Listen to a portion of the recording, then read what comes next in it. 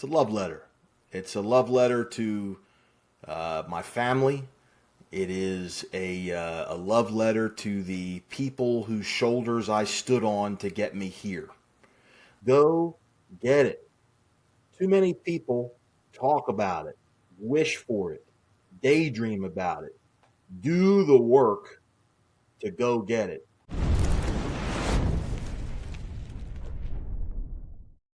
Hello and welcome to another edition of the Measuring Post. Joe Massa here in a place where we can learn and grow together. And I've got another very special guest for us today. Probably the most buff guest I've ever had on this show. Somebody that's been in the industry for a long time, not only in the media industry. We'll talk about all that in a minute. He's a high performance coach. Even his children are performing at a very high level. I'll let you tell him about his son in just a little bit as well, because I think it's a really cool piece of information about him. But for now, welcome Mr. Corey Dissin to the Measuring Post. How are you today, sir? Joe, thank you for having me, man. This is going to be a lot of fun. I can't wait to dig in here. Yeah, absolutely. And you're no stranger to the microphone or broadcasting / podcasting in general. You've obviously had over 30 years in media production before transitioning into coaching. But sort of give me a high-level background. What got Corey on the path to coaching, media, just sort of where you at in life and where'd you come from? Oh, boy. Do we have enough time? I will try to condense that down as best I can for you. I mean, I spent 3 decades in running a national broadcast production studio based in the Philadelphia market. I was very fortunate to be at the right place at the right time, and I met a man by the name of Paul Turner when I was 19 years old. Most folks might not be familiar with the name, but they've heard his voice. He was the national voice of the Howard Stern Show from the mid-'90s to the mid-2000s. And he had a little production company, which was basically him. He had Paul Turner Productions, and I happened to be at the right place at the right time, and he and I got along well, and I just, I said, I'll do whatever I can to learn the business and to hang out with you, and he just sort of gave me the keys to the studio and allowed me to teach myself how to produce audio, and that turned into being hired as his producer, being hired as his manager, running his production studio, becoming the general manager, hiring more producers, administrators, salespeople. He left the business in 2003. I stayed on with the company until 2020. And, by the time I left the company, we were producing 600 to 700 projects a month for clients all around the world. Obviously, we worked with Howard for a long time. We worked with, the Philadelphia 76ers for a long time. Monster Jam, Disney on Ice, Ringling Brothers, Barnum and Bailey Circus. I could name a who's who of, pay-per-view boxing events that we did all the TV and radio commercials for. So I spent a long time, casting talent, editing audio, running a studio. And, I'm sure we'll get into, how I transitioned out of that business to do what I'm doing now. But, I thank my lucky stars that that's where I got my bones. Yeah, it's a really cool story and background. And obviously working with a name like Howard Stern and the Philadelphia 76ers, those are some good name drops, by the way. But No doubt. huge ability to launch from a platform of that magnitude and that size. And obviously, is that something that you kind of wanted to get into, or did it just, you happen to fall into it by meeting Paul? Well, I knew originally I wanted to be on the air. I wanted to be Howard, but then, what had happened was, I'll rewind a little bit. When I was a kid, 14, 15 years old, my best friend, his father worked in community television. Nothing very sexy, but in small market, suburban Georgia, where I grew up, he worked at the local community TV, local access station. And my buddy said, "Hey, why don't you sleep over? And then tomorrow morning we're going to go on a video shoot with my dad." And I was like, "Ooh, that sounded cool. Lights, camera, action. Sign me up. Let's do it, brother." And, I went and I watched, and, my little job was to make bologna sandwiches for the crew. That was my introduction to broadcast production. But from that point on, I sort of got the bug that I wanted to be in the media, television, film, something like that. So that, sort of slingshotted me in that direction. I ended up going to Temple University. I got a degree in what was called RTF, radio, TV, film, or as we used to like to joke, rather than fail. And that's, while I was at Temple University, that's where I met Paul. And when I interned at the radio station where Paul was based out of, Infinity Broadcasting, WYSP Radio and Infinity Broadcasting, 2 weeks into my internship, the entire air staff was fired. And I got a bad habit, Joe. I like to eat 3 times a day. I'm a big fan of stability. And when I saw that someone could snap their fingers, and whether it was ratings or money, whatever the reason, your on-air job could be gone, I said, what's the next best thing? And that was the production room. You know, I liked all the lights, and at the time it was tape machines.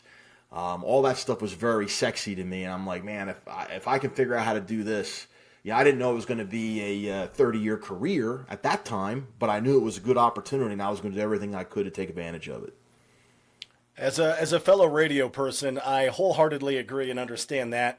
Magic wand can be waved and everybody's job is gone. I've been unfortunate enough to be laid off several times, and that's honestly what made me get out of radio back in the mid-2010s. I still do work in radio, but I do it more on a production side, as you mentioned, and we started a podcast, not only this one, but I run a podcast network because you're in much more control of your destiny at that point. So I know that broadcasting, and you use the right words, it is a sexy job. I loved being on the air. It was one of the best, most fun times of my life. But again, the money wasn't great, especially as technology got better and everything got syndicated. But on top of that, it was really unstable. And I still see guys and gals that I worked with that were much further in their career than I was, even when I worked with them. And they're still market to market to market to market, hopping all over to little stations all over the country. And, you know, as a family man and a guy, again, who's looking for some stability, and this isn't to discredit or discourage anyone from getting into the business, but just be aware that it's a two-edged sword for definitely a lack of a better term. Yeah, that you know, market to market scenario was not something that I was hip to do. You know, my story is unique in that, you know, I got my start in market number 5, Philadelphia. Nobody starts market number 5. You start at the bottom of the barrel at some, you know, market 210 or whatever in the middle of nowhere, and you work your way up. Like I said, right place, right time, met the right people. I mean, Paul Turner obviously was a central figure. Another guy, you know, you're a radio guy. You probably heard the name Tim Sabian. Tim Sabian's a legendary programmer. You know, it was Howard Stern's programmer. He programmed at K-Rock in New York and YSP in Philly and JFK in D.C. Was at Westwood One, Sirius XM, the whole thing. He's one of my longest industry friend mentors. You know, he was the guy who brought me in, you know, and at 19 years old and gave this dumb as a box of rocks kid a chance. And I didn't even know how influential he was at the time when I met him. I just thought I was meeting the program director, whoever that was. That's how dumb I was. And, you know, I said to him, and he can quote me on it, I said, hey, man, if I have to clean the bathrooms with a toothbrush, I will do whatever it takes to work here.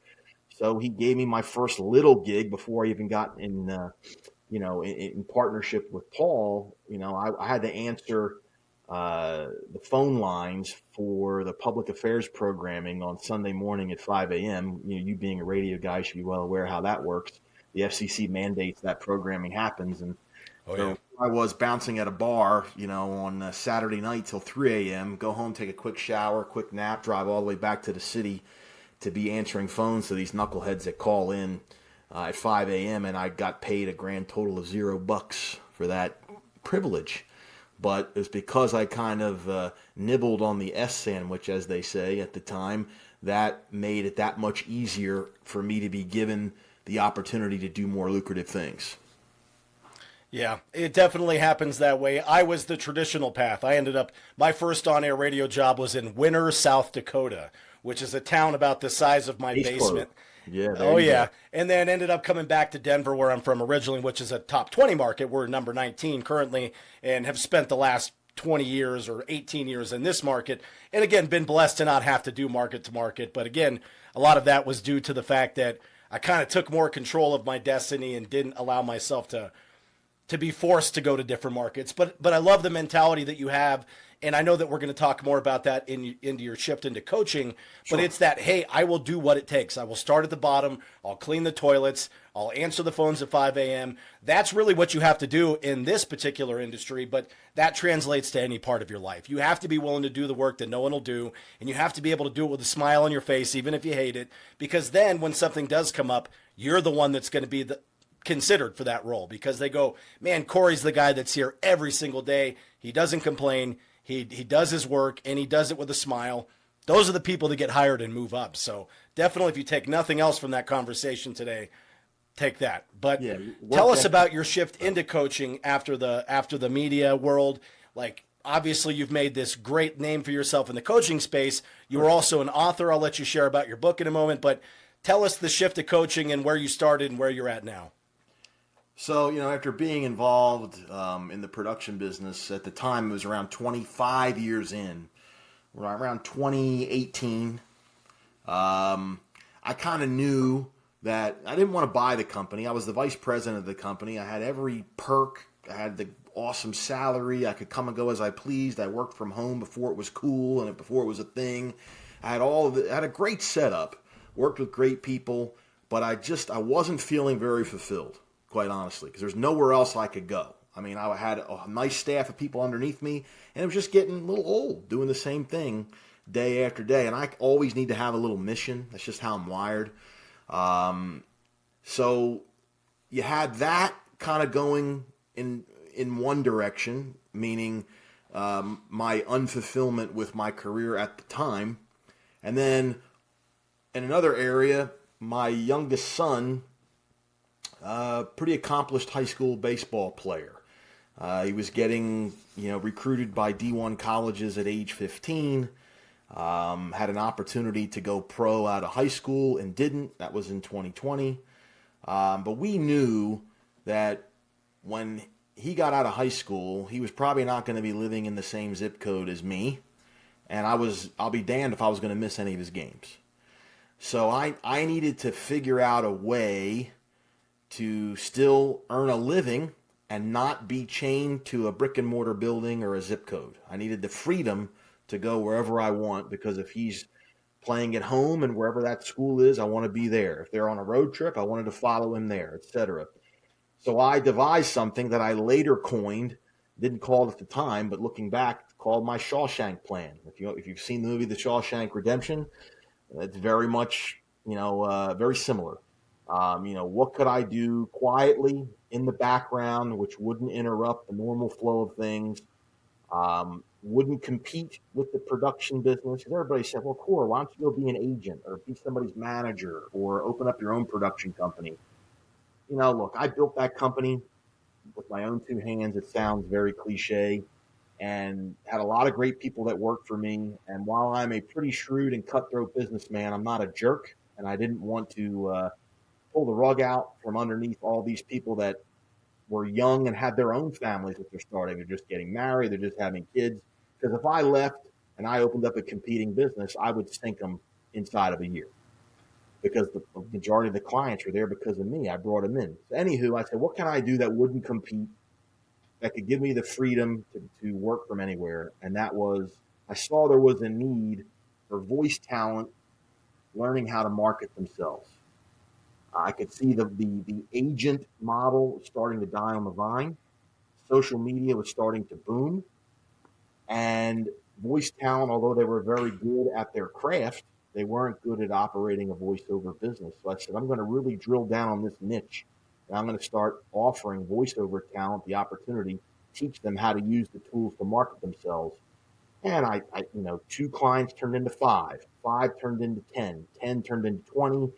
And then, fast forward to 2020, the spring, summer of 2020, I had enough coaching business that I was earning the same amount of money that I was with my full-time salary. And I said, oh, this is it. So in July of 2020, I walked away cold.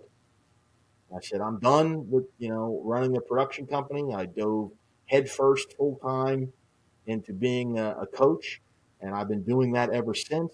And thank goodness, that business has fed me quite nicely to the extent that I'm semi-retired for the last 5 years. I maybe work 20 hours a week. I do a certain amount of sessions with clients now. The coaching business spawned a design business that I own. I don't do it. I don't do the design, but I have folks that create websites and social graphics and logos, and we do virtual admin for clients. Help with their social media and whatnot. And that's what's paying the bills now. So like that when you take my unfulfillment and my son's athletic journey, those are the two reasons why I created this coaching business. I love it. I love the ability to step away from what makes the most sense. That's a really hard thing to do, to have something steady and stable and walk away from it. But you had a vision, and the vision led you to what you're doing now, and I commend you for that. That's really cool. But I do have a question, because Shawshank Redemption, one of my favorite movies of all time. Sure. By the way, if you've never seen it, greatest prison movie ever. No doubt. What was the motivation? Is it the get busy living, get busy dying, or you were quietly building or breaking a hole in your wall to escape? What was the motivation for the name? Well, I mean, crawling through, 500 yards of sewage to your freedom, it was just, it really illustrated my journey and what I tell anyone that I work for, is that if you want to get what you want, you have to be able to make sacrifices. You have to endure pain. You have to be patient. You have to keep your head down and your mouth shut. There's a lot of people talking about what they're going to do instead of showing what they've done. And all of that stuff, like every time I watch Shawshank Redemption, I go, oh my God, that's my life. That's what I teach people. Like I said, I didn't wake up one day and go, I'm going to create a Shawshank plan. I noticed it after the fact how similar it was, because I'm in the trenches with clients, helping them get unstuck, helping them break through self-doubt and procrastination. You start to understand that the prison that Andy Dufresne was sentenced to is very much the same type of prison an entrepreneur or any other professional is locked into when they're, shackled by, I can't afford it, or I don't have time, or I'm not ready. Those are the common things that we fight against all the time when I'm coaching my clients. And if you can develop a plan, you can overcome all of that stuff. I love the symbolic name and nature of that. That's a beautiful idea. And again, greatest movie ever in the prison world. So without sharing any like clients' names or specific details, what are some of the sort of best success stories you've had from your coaching, these individuals, helping them get unstuck and figure out the path to that freedom that we talk about? I mean, there's literally over 200 of them. And there's a lot simply like, I had 0 social media presence. Now I have 5,000 followers, and I can create content campaigns, and those content campaigns and my followers and my engagement, that's my pipeline to generate business. That happens over and over and over again. But specifically, I've had clients. One I can think of off the top of my head. He ran a big ad agency for years, was down on his luck. He left that business. He started a couple other businesses that didn't go anywhere. And, we got him introduced to another agency just to go in there as an account executive. I said, give it time. You're gonna buy that agency. You're going to own it. And he literally started on the ground floor again. And then at the same time, I said, you know what? You have this personality that you can wrap a personal brand around, and you can market and start teaching people how to do what you do. Literally over steaks and whiskey one night, we had this conversation, and we drilled down on a brand name for him and what he should start doing, being a talking head on social media. And, you fast forward, and now the guy has got a multi-million-dollar coaching business. He owns that agency that he started working for. And he's killing it. The guy's absolutely killing it. He's a content machine. He's got a massive national following. I mean, he's a nice feather in my cap. Hell, Paul Turner hired me back to help, just stuff with his, website and branding and how to use some of the social media tools. I could go on and on. Other coaches hire me, life coaches, social media coaches, because when people get connected to me, it's sort of unavoidable my presence, and they want to know how to create that for themselves. And I just literally show them what I did. Yeah, and I love your philosophy because it's really simple. The core pillars are consistency, discipline, action over perfection, and then investing in yourself without apology. And it seems like those are very basic things that everybody should do by nature, but very, very rare, actually, especially the last one, which is investing in yourself. People always consider themselves an afterthought and like, I've got to give everything I have to bills and to friends and family. And it's never like, hey, I need to reinvest not only in myself monetarily, but with like your health, getting in shape, or your long-term wealth, retirement accounts, or reinvesting back into a business that you start. It's always like, I made $30, I got to give $30, but never a reinvestment. So I love that that's one of your pillars that you teach. Do you find that people struggle with any one of those pillars more than others? Or am I kind of hitting the nail on the head there with that one? Well, I mean, look, a big one that is just chronic is consistency.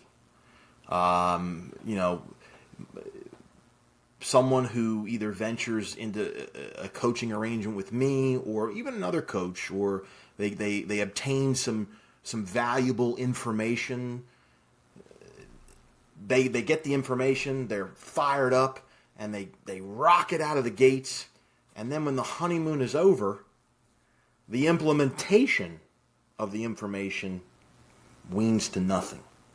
So maintaining, most folks will try to put some arbitrary deadline on whatever new system, process, information they purchase needs to work. They talk about ROI, right? What's my return on investment? Well, I say ROI stands for rate of implementation.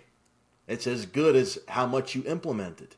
And, there's a for your listeners, and I don't know if you've ever heard of something called the Stonecutter's Credo. It was written by a man by the name of Jacob Weiss, W-I-I-S. You can Google that. And in essence, I'm going to paraphrase, and I hope I don't butcher the Stonecutter's Credo word for word, but, this was written in the 1910s. He said, basically when he's sort of stumped or he's at these moments of crisis, he observes a stonecutter doing his work, and the stonecutter hits the rock 100 times and it doesn't split. But on the 101st blow, it does. But it was not the 101st blow that made it split. It was the 100 that came before it. That is the inspiration for a lot of what I teach. You have to be willing to go to that 101st blow. Most people quit after 5 or 10 or 16 or whatever it is. You have to go until it's done. I'm kind of going off on a tangent here, but, consistency is tough. As far as investing in yourself, a lesson that I learned, look, I'm a coach, but I've worked with coaches. I would be a hypocrite if I didn't, because I believe in coaching. You need to go to someone that has done what you want to do to learn from that person. And I worked with a guy for 3.5 years, a gentleman by the name of Dana Cavalier. It's another name that may be anonymous, but if I tell you where his background is, your ears will perk up because I know you're a sports guy. He was the strength and conditioning coach for the New York Yankees for 12 years. So he was working with guys like, Derek Jeter, Mariano Rivera, Andy Pettitte, et cetera, et cetera. Those were the people who he saw every day for 12 years. And he coached me one-on-one. And one of the lessons he taught me was you have to put yourself first. And most people, when you tell them, put yourself first, their default knee-jerk reaction is, well, that's selfish. I got to take care of my family. I got to take care of my kids. I got to take care of my employees. But you find out putting yourself first is actually the most unselfish thing you can do, because you put yourself in a position to create longevity for those people. to be around in a quality way for your spouse, for your children, for your employees, for your friends. And when he unlocked that from me, I took it very literally. I woke up at 3 a.m. to go work out. I still get up at 4 in the morning now. I've worked out twice today. Just today, I worked out twice already to keep myself in shape at, going on 53 years old. And I outlift guys half my age in these gyms because I want to keep myself physically fit and strong and sharp to take care of my family, to take care of my wife. Even though we're an empty nest, my kids are out of the house, I still want to be around and be sharp for them. And I have, my family be proud of me too. Yeah, great advice. And again, you're absolutely right. If you don't put yourself in that position to be healthy and to stick around, you're leaving things to chance then. If you're not there to lead your family or your business, someone's going to step in for you and might not be the way you would have wanted it done. So love that. I love looking at just, following you on Instagram and looking at your fitness journey and everything you do there. It's very inspiring. I definitely am a fitness enthusiast and I'm trying to get to your level, brother. So I did only had one workout today, but I'll try to get in an evening session to make you proud. There you go. So I know you wrote a book too. Tell me about this book, Going the Distance. And obviously that's a play on your name, your last name, Dissin. Yep. And it was a 2023 book, correct? Correct. 10 rounds to a championship life and career. It's a love letter, my man. It's a love letter. It's a love letter to my family. It is a love letter to the people whose shoulders I stood on to get me here. I didn't want to just send a card in the mail. I didn't want to just tell folks how much they meant to me. I wanted to document it for the world to see. That, because of how much I love and respect these people, and because the lessons that they taught me could be valuable for you as well.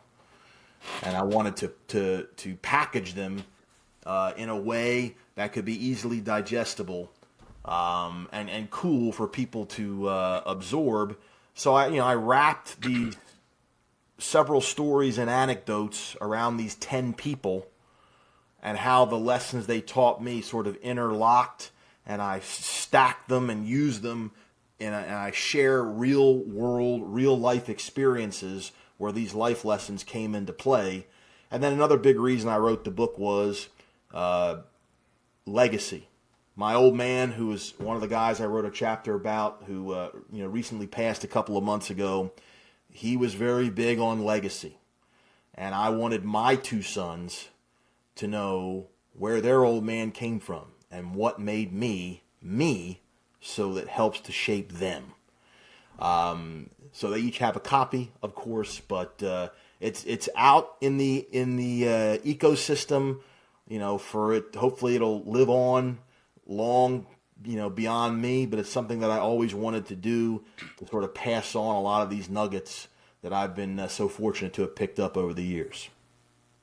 And I really love this, and I got to say, I was just reaching for something over here because I wasn't fully sure what your book was about. I thought it was a little bit more about your coaching program, but in 2018 or 2019, I also wrote a book. It's called My Heart to Yours, and it was exactly what you just said. It's about my children. So the goal was, in 2018, my cousin, who I was very close to, he was in a car accident and passed away.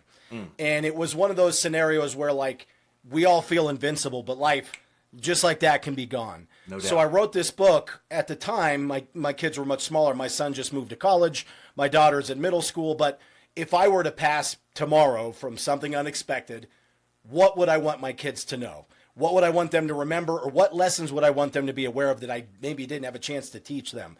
And I go through a bunch of famous lessons and quotes from different people throughout history that I respected, that shaped me. And, hearing you explain what that book was about, it just made my heart very happy, because I'm like, okay, clearly what I wrote about was a great idea. Other people are doing similar things. And it's such a reward to be able to leave something like that for your kids. And, even as they get older, and now that, they don't need some of these lessons, which were more based on my younger family. Like, sure. What does my 7-year-old daughter need to know that maybe my 18-year-old daughter wouldn't look back on and find as valuable. But I love that you put your family in a position to learn from what you are and what made you who you are. So again, that's an awesome book. I'm definitely going to get a copy of that one. Well, cool. You let me know, and positive reviews are welcome. Yeah, absolutely. And I'm assuming we can find that on Amazon or anywhere. Oh, yeah, no doubt. And you can go right to my website and order right from the website, too. But let me that's be clear. CoreyDissin.com, by the way. We'll Correct. put links around this. Let me be clear. I love to sell some books. I didn't write the book to make money. Let me be clear. I wrote the book to put a good message out there and as a leave behind for my children. The few dollars I've made on the books is great. And I say that in quotes. I've been very fortunate to sell some books, but the point was to get the message out and and to be able to talk about it, because like I said, the lessons you learn, if you just paid attention to them, good things are going to happen. Yeah, no, I love it. And I'm glad, because my book sales have not done very well, but I didn't really promote it a whole lot. Again, I agree. It was more for what it was. It was meant to be a gift to my children. It's called My Heart to Yours, dedicated to them. So when there was never a big marketing push, I probably should have done better. But again, positive reviews for both are welcome, but go to his first, because he's with me. He's here on my show. There you go. So lighthearted, beyond all the work, beyond everything you do, what drives you outside of work? Obviously, you're a big fan of watching your son's baseball. You never told us, by the way. I already know because we've had a conversation. Where does your son play now? What team is he working with now? Well, up until this moment, because anything can change with the wind, he is employed by the Philadelphia Phillies. He is in the minor leagues for them. He was drafted in 2022, and he's finishing up his fourth full season. And, we'll see how things go. He's at the high A level. He's had a couple of cups of coffee in double A over the past 2 years, which is nice. But it's a rough business. I mean, he works his tail off. We're very proud of him. And, we've had the conversation more than once. Hey, man, if your career ended today, you're one of a tiny sliver of minority of people that have gotten a chance to do what he's done, to do something that he loves, that he's passionate about, and to get paid for it by a Major League Baseball team is just insane. And go figure, I'm from Philadelphia. The kid gets drafted by the Phillies. It's crazy. I'm sure that was that warmed your heart by itself, just being a hometown kid. Leading up to the draft that year, it was really down to 4 teams that were really saying, "Hey, we're going to draft your son." It was the Yankees, the Mets, the Rangers, and the Phillies. Sparing you the entire story, it got to be day 3 of the draft, and the Phillies basically say, "Hey, look, we're gonna pick him in the 11th or the 12th. This is what we're gonna give him as a signing bonus. Are you cool with that?" And we said, "Yeah, that's great." And then about an hour later, our agent was sitting in our living room. He gets a text. He goes, "Here we go." And 5 minutes later, they announced his name as being the 362nd overall pick in the draft, nice. Which is tattooed on my hand. That's awesome. Yeah, and you're right. It is such an accomplishment, but such a small group of individuals in such a cutthroat, very competitive game like baseball. And you would think there's so many teams, but there are very few spots on those teams that people can get drafted to. So obviously, even being in the minor leagues under that umbrella of the Philadelphia Phillies, such an accomplishment. So that is tremendous, and congratulations to him on that. It's fun. Well, to answer your question about, what do I do for fun, I guess you were asking. Yeah, outside of work. I'm a pretty simple fella. I mean, the first thing you have to understand for me to answer that question properly is what my North Star is. My North Star is something called QTL. QTL stands for quality time left. I don't know how long I'm going to be here, and I'm certainly not wasting a moment. And the quality time left is with my wife and my kids. I have coffee with my wife every morning. I have dinner with my wife every day. I work from home. We spend hours and hours with each other. Thank goodness we're happily married 25 years and we get along, but that drives me. That is my fun time. Even, we go to the beach or we go to the pool or I take her out shopping or whatever just to hang and we do our thing. That's my partner in crime. But what I do for my own sanity totally, dovetails right into the brand and the business is I spend time at the gym. We talked about that. That's my fun. I'm not a big TV watcher. I watch my share of movies here and there. We talked about Shawshank. I'll watch The Godfather 100 million times. I love that movie too. But I go to the gym. I start preparing for the gym the night before. All of my gear is out. All of my clothes is out. My meal I prepare. I go to the gym at 5. And there before it opens at 5. When the lights go on, the door unlocks. I'm the first one in there. I get my first workout done. I come home. I eat, do a little work. Then I'm usually back in there 8:30 for another workout. That's where I like to be. I just enjoy being around it. I enjoy the challenge.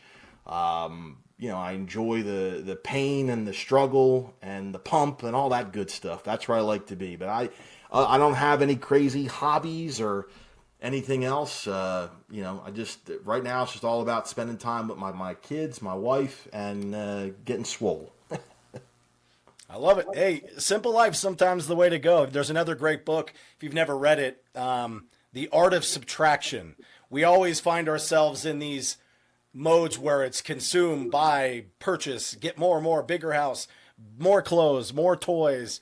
The art, keeping things simple, keep it simple, stupid. Sometimes is such an easier, more fruitful life to live. And I agree. There's nothing special about what I do. I don't have any crazy hobbies.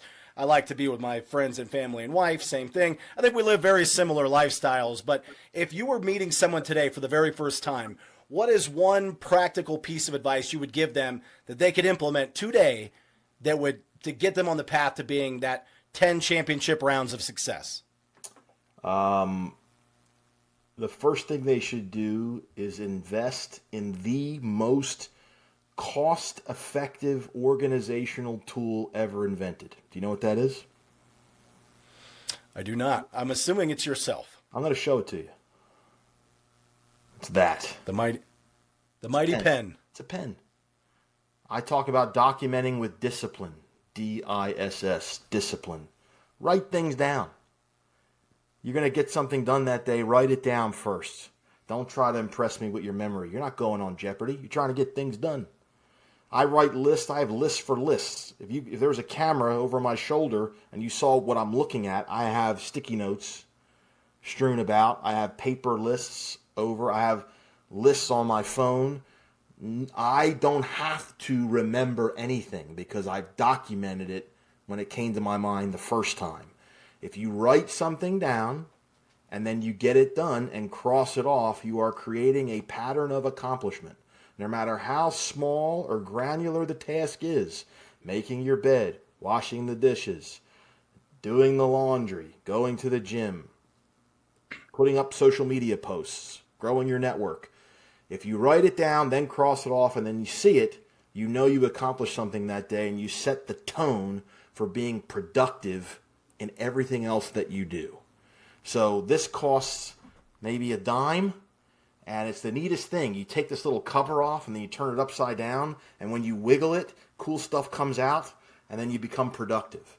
So there's my simple advice for you. Invest in a pen, write things down. Stop trying to impress us with your memory because it ain't working. I love it. And that takes me to also the momentum that it builds. When you do cross those things off, it is like a hit of dopamine. It's rewarding when you go, something done, something done. 100%. And that was the old army drill sergeant, and I forget who said it, but you mentioned it. The get up in the morning and make your bed, the very first thing. That should be your first thing ever. In the Navy. Yeah. Admiral. Yeah. Yeah. And so true, right? Because you're starting with a small win. And if you get a first win, the second win comes easier and so on. And then you snowball into this, goal-crushing, productive member of society. It's the tasks are not complicated. Doing them consistently is ridiculously hard. And if you write them down, you don't have to think about that. Eventually, there are certain tasks that become like brushing your teeth. I don't write down that I brush my teeth every day. You just do it. I don't write down make my bed or fold the laundry or take the trash out or do my social media post. Those things are automatic. But, for obviously bigger tasks and bills that have to be paid and appointments with great podcasters, those things get written down. So there is no forgetting. And, you know, I can't, look, when we're done, I'm crossing you off my list. I mean, like, boom, I knocked something else out. I'm feeling good. You can't lose by writing things down. It's amazing how many people I talk to that don't do that. Yeah, and that takes me back to one of our earlier points in the conversation. My very first on-air radio job, as I mentioned, was in Winter, South Dakota. And I was the music director there. And the program director was this very odd man. I won't mention his name. He was a nice guy, but he's a bit out there. And at the time, I'm 21 years old, 22 years old. And we had a desk calendar on the desk. And he would make me write out everything I had to do every day for months in advance. And if I had a book or my drink sitting on top of that calendar, he would lose his marbles, because if something's on top of your calendar, how can you see what you have to do? And I would be like, well, I'm an old enough person that I can move my drink. I just set it down for. He said, don't put anything on your calendar ever. It needs to be visible. And at the time, it was like, this is bonkers. What is this guy's like micromanaging me to the max? But I now understand the value of what he was teaching me. Did you a giant Even though thing? as a 22-year-old, I was like, dude, get the heck out of here. You're a This weirdo. is stupid, dude. What are you doing? Yeah.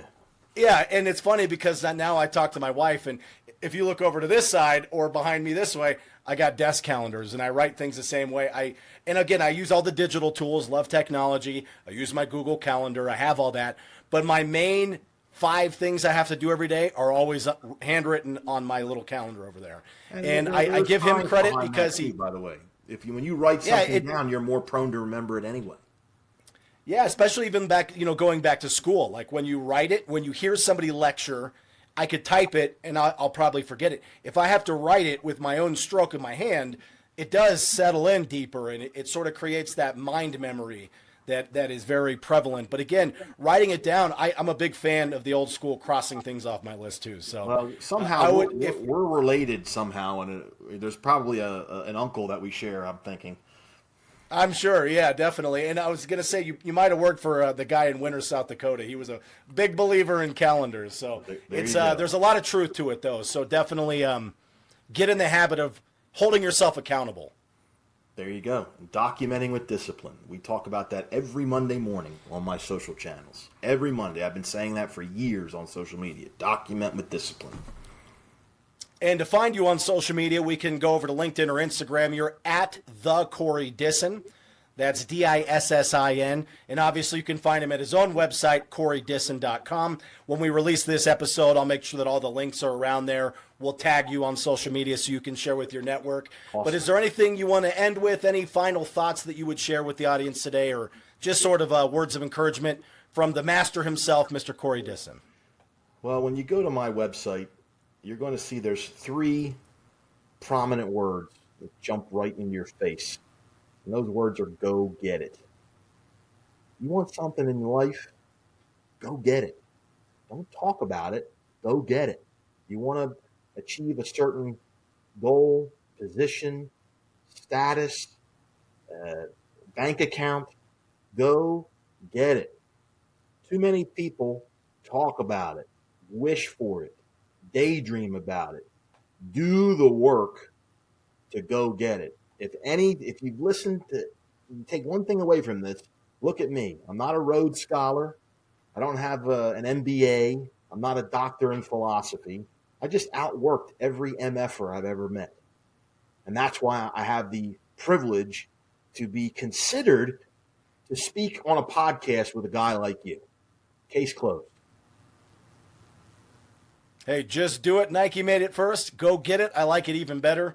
And I think there's a lot of truth to that. We always find ourselves talking about things and hoping that it'll be given to us, or this miracle opportunity will fall in your lap. But the better question to ask is, what have you done to make that outcome a reality for yourself?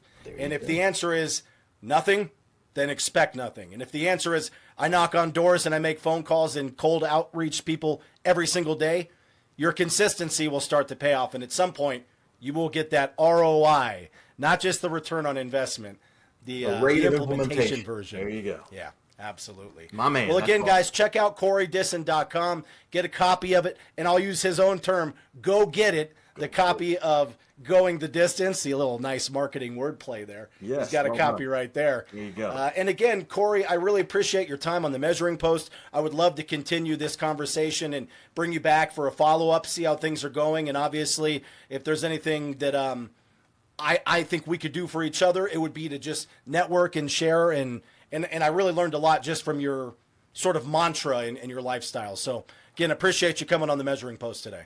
Absolutely my pleasure, and I'm at your disposal. disposal. Disposal. Oh, you've been holding that one the whole conversation. Appreciate you, sir. We'll talk soon. Thank you, man.